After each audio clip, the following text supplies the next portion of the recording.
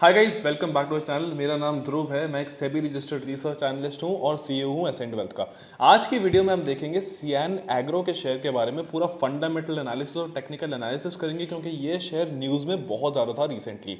हम यहाँ पे पूरा देखेंगे कि टेक्निकल चार्ट क्या कहता है, फंडामेंटल चार्ट क्या कहता है, पॉलिटिकल चीज़ को हम बिल्कुल साइड रखेंगे और बेसिकली बिल्कुल फंडामेंटल और टेक्निकल एनालिसिस के हिसाब से देखेंगे कि क्या ये शेयर अपनी वैल्यूएशन और उन सबको जस्टिफाई करता है या नहीं करता है।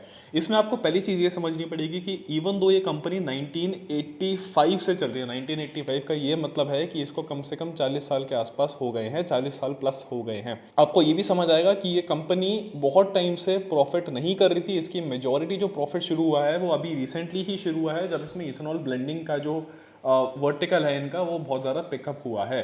तो अब पहले आप स्क्रीन पे आ जाओ। अब हम एनालाइज करना शुरू करते हैं टेक्निकल और फंडामेंटल दोनों से।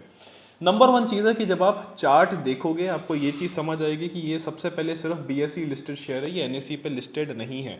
तो इसका ये मतलब है इसमें वॉल्यूम सबसे पहले कम होती है, क्योंकि एनएसई में बहुत ज़्यादा सिटीज़ में रीच होती है, बीएसई में थोड़ी सिटीज़ में रीच कम होती है। प्लस बीएसई पे टिपिकली वॉल्यूम थोड़ी सी कम होती है when it comes to equity delivery and equity trading in stocks. ठीक है। दूसरी चीज़ क्या है, इसका जो स्ट्रक्चर है वो एक क्लासिक पंप एंड डंप वाला स्कीम रिजेंबल करता है। ठीक है, ऑन पेपर ये बिल्कुल सेम दिखता है, क्योंकि रीज़न ये है कि अगर आप बाकी शेयर भी देखोगे टीटीएमएल टाइप का, टीटीएमएल के अंदर भी यही था कि बीच में आप बिल्कुल सर्किट मार्क के ऊपर जाते हो, फिर आप बेसिकली इतनी ज़ोर से नीचे आते हो कि लोगों को एग्जिट नहीं मिलती है पीक पे। अगर आपको याद होगा बीसीजी नाम का भी स्टॉक था यहाँ पे बीच में, ब्राइटकॉम ग्रुप, जिसमें ऑब्वियसली आज की डेट में ट्रेडिंग बंद है। बेसिकली कर सकते हो बट ऑब्वियसली उसमें रेडार में आता रहता है बार बार। बट यहाँ पे भी आप देखोगे बिल्कुल जब गया था यहाँ पे आपको एग्जिट्स नहीं मिलती हैं बहुत बार। ठीक है, ऐसे बहुत सारे स्टॉक्स होते हैं जो बिल्कुल सर्किट में चलते हैं, छोटे छोटे बिरला टायर, जमुना ऑटो, ये सब भी उस टाइम पे सर्किट पे चलते थे। बट अगर आप वापस सियान एग्रो पे वापस आओगे तो आप एक चीज़ बड़े ध्यान से देख सकते हो कि जो स्टॉक की रैली पूरी गई है और यहाँ से फिर वापस नीचे आया है, यहाँ पे आपको एग्जिट और एंट्री कहाँ मिल रही है? आपको बीच बीच में पीक पे एंट्री यहाँ पे मिल रही है, 2100 पे भी एंट्री मिल रही है। लोग यहाँ पे 3400 पे भी घुसे हैं। मैं यहाँ पे देख चुका हूँ, लोगों के मैसेज आए थे कि हम 3400 पे घुसे हैं, हम क्या करें। ठीक है, तो इसीलिए हमने वीडियो बनाई है। और इसको एग्जिट आपको लोगों को कहाँ मिली है? 1600 पे मिली है, बिल्कुल 50% के लॉस पे, जिन लोगों ने यहाँ पे भी पैसा लगाया है।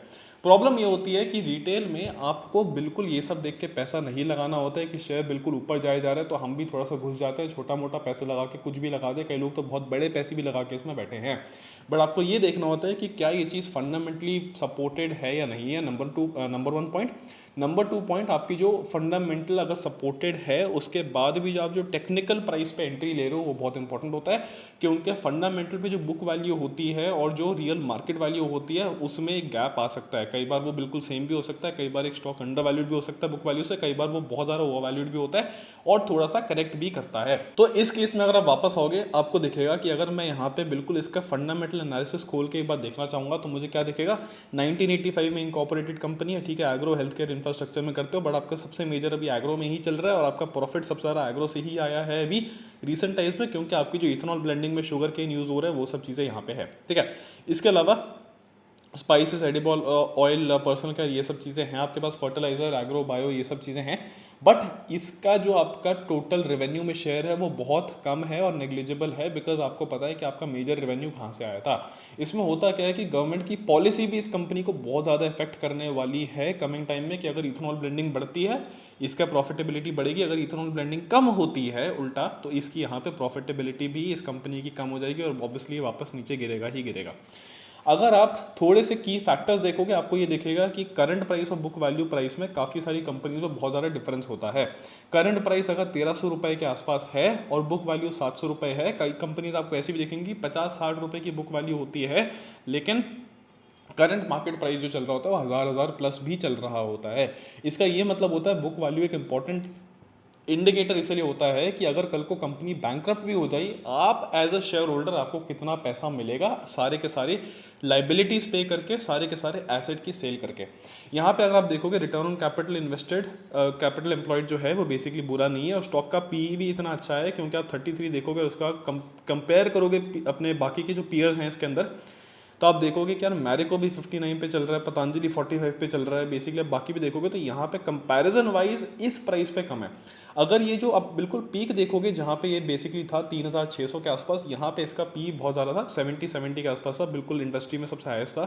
फिर भी इससे थोड़ा सा ज़्यादा था, इसके आसपास ही था, बट फिर भी कंपैरेटिवली ऐसी कंपनीज एग्जिस्ट करती है जिसके अंदर थी।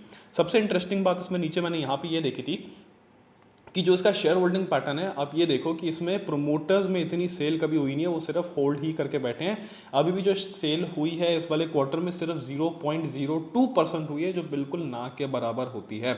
इसका मतलब ये जो लोग कहते हैं कि ये लोग अमीर हो गए प्रमोटर्स, वैसे नहीं होता। वो सारी नोशनल अनरियलाइज्ड वैल्यू होती है शेयर्स की। वो बेसिकली ये नहीं होता है कि वो बेच बाज के पैसे बैंक में लेके चले गए हैं। FIIs का स्टेक उसमें ऑब्वियसली पहले भी नेग्लिजिबल था, अभी भी नेग्लिजिबल है। DI का स्टेक अभी भी वही है। रिटेल का जो स्टेक है वो भी वहीं के वहीं है, उसी के आसपास। बट डिफरेंस कहाँ पे आया है? नंबर ऑफ शेयर होल्डर्स में। 6-7 हज़ार शेयर होल्डर से आप सीधा 28,000 शेयर होल्डर्स पे पहुंचो। तो ये बेसिकली आपकी पावर होती है कि अगर आप सोशल सर्कल में अगर आपका शेयर कुछ ज़्यादा ही फेमस हो जाता है, बहुत सारे लोग यहाँ पे आते हैं जिसमें घुस जाते हैं। तो आप ये देख के भी समझ सकते हो कि जून के बाद जो सितंबर क्वार्टर है इसमें कितने सारे लोग इसमें घुसे हैं। यहाँ पे जो सितंबर इस टाइप के आसपास है सितंबर क्वार्टर, और उसके बाद यहाँ पे भी और बढ़ेंगे अच्छे खासे, और उसके बाद फिर यहाँ पे भी और बढ़ेंगे। तो यहाँ पे आपको दिखेगा कि ये जो शेयर होल्डर है, दिसंबर का जो क्वार्टर आने वाला है उसके अंदर ये चीज़ और बढ़ने वाली है। इसके बाद हम एक और चीज़ देखेंगे, रेशो से बाद में आएंगे, कैश फ्लो से बाद में आएंगे, बट पहले हम बैलेंस शीट और PNL स्टेटमेंट पे आ जाते हैं। PNL स्टेटमेंट पे आपको दिखेगा जो सेल्स हैं 100 करोड़ जो आप कर रहे थे, यहाँ पे आप सिंपल जाके आप सिंपल देखोगे कि हुआ क्या है, आपने सीधा ये चीज़ 1000 और 1800 पे पहुंच गई है। ये क्यों हुई है? क्योंकि इसमें इथेनॉल ब्लेंडिंग में जो आपका फैक्टर है वो चीज़ से आपका रेवेन्यू बहुत ज़्यादा आया है। आपका जो एक्सपेंस भी है वो करने के लिए वो भी ऑब्वियसली इंक्रीज होगा, 800 1000 1500 पहुंच गया। बट आप फिर ये देखोगे आपका जो ऑपरेटिंग प्रॉफिट था 15-20 20-25 था, वो सीधा आपका 150 और 300 पहुंच गया। तो आप क्वार्टर ऑन क्वार्टर इतनी ज़्यादा जंप कर रहे हो कि यहाँ पे आपका इस क्वार्टर इस ईयर ऑन ईयर में अंदर ही आपका बेसिकली इंटू 7 का प्रॉफिट हो गया, ठीक है, इंटू 7 से भी ज़्यादा। बट यहाँ पे फिर आपने इसको फिर से डबल से ज़्यादा कर दिया इस साल। बस आप ये भी देखो इसका ऑपरेटिंग प्रॉफिट मार्जिन भी आपने यहाँ पे जंप दिखाई है, 3 4 11 10% से आप सीधा 14 और 17% पर पहुँच गए। तो उसका ये मतलब है प्रॉफिटेबिलिटी भी ज़्यादा निकाल रहे हो। इसके अलावा अगर आप ये देखोगे डिप्रिसिएशन भी आप क्लेम ज़्यादा करोगे, बिकॉज ऑब्वियसली आप बिजनेस एक्सपैंड कर रहे हो, आप मशीनरी वो सब ज़्यादा पे भी क्लेम करोगे। तो इसलिए प्रॉफिट आफ्टर टैक्स भी जो कट कटा के आता है आपका 100 करोड़ पे कंपनी पहुंच गई है। यूजुअली जो कंपनीज होती हैं आपका जो रेवेन्यू होता है, इसका ये मतलब है सेल जो आपका पूरा का पूरा इनकम होती है मिला के, उसके अंदर 6-7-8 का मल्टीपल ट्रेड करते हैं। यहाँ पे जो मार्केट कैप है, अगर आप 1800 करोड़ का भी मार्केट कैप ले लोगे ईयर एंडेड, तब भी ये सिर्फ इंटू 2 इंटू 3 पे मल्टीपल पे ट्रेड करी। तो उसका ये मतलब है इसमें फंडामेंटली वाइज अगर देखोगे जो बाकी सारे पीयर्स भी इसके अंदर ट्रेड कर रहे हैं, इनमें से आप कोई भी खोल दो, एग्रीकल्चर के अंदर एडिबल ऑयल वाले जो हैं आप कोई भी खोल के देखोगे तो ये भी इससे ज़्यादा में ट्रेड कर रहे हैं। पहली चीज़ ये होती है, ठीक है। बट प्रॉब्लम क्या होती है कि बाकी सारी कंपनीज में जो रिटर्न ऑन कैपिटल एम्प्लॉयड है वो बहुत अच्छा है फंडामेंटली, जो इसके अंदर यहाँ पे नहीं है। अगर आप मैरिको देखोगे 45%, 15%, 20-30, ठीक है, और यहाँ पे भी 14% है, तो आप इंडस्ट्री में सबसे कम पे हो। आपका जो रिटर्न ऑन कैपिटल एम्प्लॉयड है, जितना आप पैसा लगा रहे हो बिजनेस में, आपको उसके हिसाब से रिटर्न सबसे कम आ रहा है, सिर्फ 6% ही नेट बच रहा है आपके पास। तो ये वाली चीज़ कम है। अगर ये वाली चीज़ बढ़ के आपकी इंडस्ट्री पीयर्स के आसपास आ जाती है कल को 1-1.5 साल के अंदर, कि ये चीज़ मेरी कल को जाके सीधा 6% से 15-20% तक पहुंच जाती है, तो बेसिकली आप थोड़े से ज़्यादा फंडामेंटली साउंड हो जाओगे। इस स्टॉक के अंदर एक और प्रॉब्लम क्या होती है कि अगर मैं कंट्रोल F करके आप डिविडेंड यहाँ पे सर्च करोगे तो मेरी डिविडेंड यील्ड हमेशा इस वाले स्टॉक में जीरो होती है। जीरो क्यों है? क्योंकि अगर आप कंपनी प्रॉफिट भी निकाल रही है बट आप शेयर होल्डर्स को डिविडेंड नहीं दे रहे हो, और ये बेसिकली आपका बहुत बड़ा एक कॉन होता है जो आप यहाँ पे देख सकते हो। इसके बाद आपको दिख रहा है कि इंटरेस्ट कवरेज रेशियो जो आप बेसिकली लोन्स पे इंटरेस्ट करते हो वो थोड़ा सा कम है, टैक्स रेट ऑब्वियसली कम है, उससे फर्क नहीं पड़ता। बट यहाँ पे जो CAGR प्रॉफिट का ग्रोथ है वो ठीक है, बट रिटर्न ऑन इक्विटी कम है, रिटर्न ऑन कैपिटल एम्प्लॉयड कम है, यहाँ पे डिविडेंड आप दे ही नहीं रहे। तो basically as a shareholder आपके पास अभी की डेट में सिर्फ इकलौती चीज़ जो बचती है वो सिर्फ कैपिटल अप्रिसिएशन बचती है, और कैपिटल अप्रिसिएशन भी तभी बचती है अगर आप इसमें घुस के निकल पाओ। क्योंकि प्रॉब्लम है ऐसे शेयर्स में आप घुस के इसको होल्ड करके बैठोगे और आप कब निकल पाओगे कब नहीं निकल पाओगे ये आप प्रिडिक्ट नहीं कर पाते हो, क्योंकि आपको ये नहीं पता कि यहाँ से फिर से अपर सर्किट लगे आप घुस नहीं पाओगे, यहाँ पे फिर किसी एक पॉइंट पे लोअर सर्किट मार के आपको फिर से यहाँ तक निकाले, तो बेसिकली यहाँ पे आपका फिर से सारा का सारा जो अनरियलाइज्ड गेन होता है वो मोटा अनरियलाइज्ड लॉस में निकल जाता है, क्योंकि आप उसका कुछ कर नहीं पाते हो वहाँ पे, ठीक है। फंडामेंटली कंपनी उतनी बुरी नहीं है और इसमें मैच्योर होने में अभी 2-3 साल हैं। तो कंपनी अगर आप कभी लॉन्ग टर्म इन्वेस्टमेंट के लिए देखोगे तो इसको याद रखना कि इसमें बैलेंस शीट, प्रॉफिट लॉस और ये सब चीज़ें भी देख के जो आप देख सकते हो, रेशोज अच्छे भी हो रहे हैं, रेशोज बढ़ेंगे, बट गवर्नमेंट पॉलिसी में हैवी रिलायंस है एक तो इस कंपनी की। और उसके साथ आप ये भी देखोगे जो टोटल एसेट्स हैं बढ़ रहे हैं, ठीक है, लाइबिलिटीज भी थोड़ी थोड़ी बढ़ेंगी। बट अगर आप ऑब्वियसली ये भी देखोगे कि इसमें जो रिजर्व्स एंड सरप्लस है, रिजर्व भी आपके अच्छे खासे बढ़ रहे हैं, तो company is in a position finally now to pay dividends.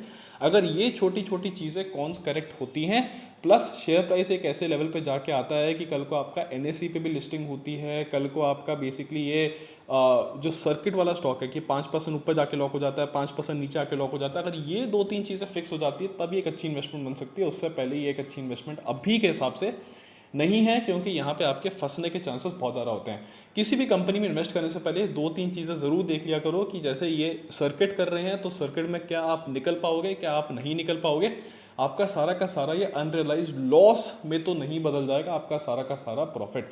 ये चीज़ देखा करो। बट फंडामेंटली अगर कंपैरिजन करोगे 2-3 साल में कंपनी में काफ़ी हाई चांसेस हैं कि मैच्योर हो जाएगी, अगर पॉलिसीज थोड़ी सी स्टेबल रहें तो। इस नोट के साथ मैं यहाँ पे आपके लिए वीडियो एंड करता हूँ। वीडियो अच्छी लगी तो सबके साथ शेयर कर देना CN एग्रो की, और इसके साथ आप चैनल को सब्सक्राइब करना मत भूलना कि ऐसी और सारी वीडियोस आते रहेंगी। इसके साथ मैं आपको मिलता हूँ अगली वीडियो में। With that note, bye bye, take care.